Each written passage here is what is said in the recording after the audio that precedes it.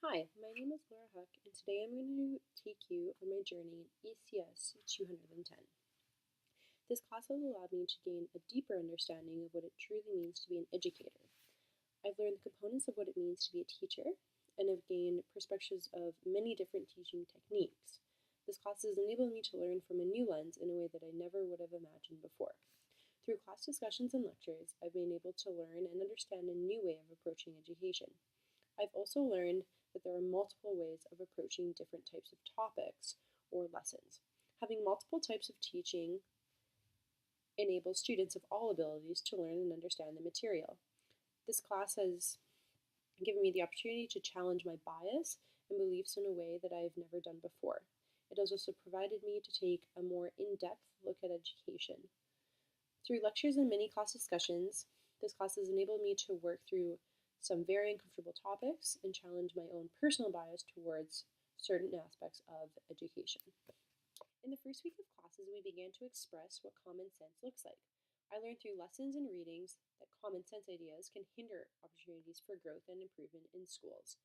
A good example of common sense in schools could be that in our society, school usually starts at 8:30 in the morning and ends around 3:30 in the afternoon.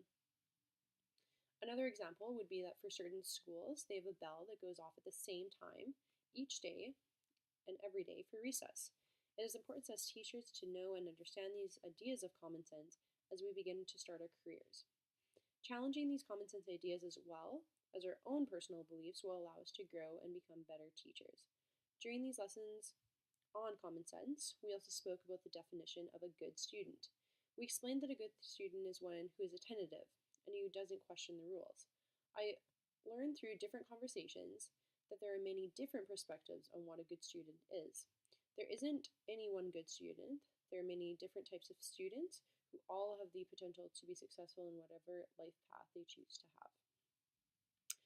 During the first half of our class, we learned about the different types of curriculum. I was able to gain a wide variety of knowledge about the history of curriculum and different ways to implement it in the classroom. We learned that the politics of the country have a huge impact on what is written in curriculum. This is mainly because the government chooses the curriculum and the writers, and the people elect the government. Through class lectures and activities, I was able to learn that there are usually 4 different ways to approach curriculum. The first way is curriculum as a syllabus to be transmitted. I learned that this means being connected with courses leading to examinations, and teachers talking about the syllabus and it being associated with different exams. The second way to approach curriculum is curriculum as product. This is where objectives are set, a plan is drawn up, and then it is applied, and the outcomes, which are the products, are measured. The third way to approach curriculum is curriculum as a process. This outlines that curriculum is not a physical thing, but rather the interaction of teachers, students, and knowledge. Additionally, it states that curriculum is what actually happens in the classroom and what people do to prepare and evaluate. The last and final approach to curriculum is curriculum as praxis, which is the development of the process model. One of the aspects of curriculum that I found very beneficial is how school curriculum is developed and the ways it is implemented. One of the philosophers that we spoke about in class that it was important for me as an elementary school teacher was learning about the works of Maria Montessori. I learned that she became the co-director of a school for educating children considered to be uneducatable. She also implemented the Montessori method, which is the importance placed on developing children's abilities and personal initiative. She also described that children progress at their own pace, which was very important to learn as an elementary school teacher.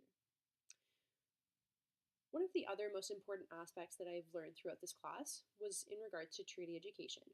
I learned through this class that treaty education isn't only about teaching Indigenous culture, it's about teaching true and real Canadian history. In education, we need to learn more about the land from Indigenous elders and learn the stories of this country from them. Treaties are not only part of Canadian history, but they are also still part of the present. I learned that it is important for students to know the history, not only around the treaties, but about the traditions, celebrations, dances, and teachings.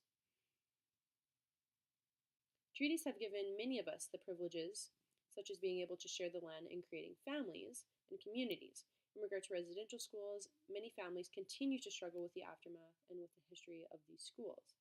We should be teaching and telling stories that will help future generations rebuild and not make similar mistakes. One of the most important parts of treaty education that I learned was about Inuit mathematics. I learned a lot about the aspects of this types of mathematics, and I found this very important as a future educator.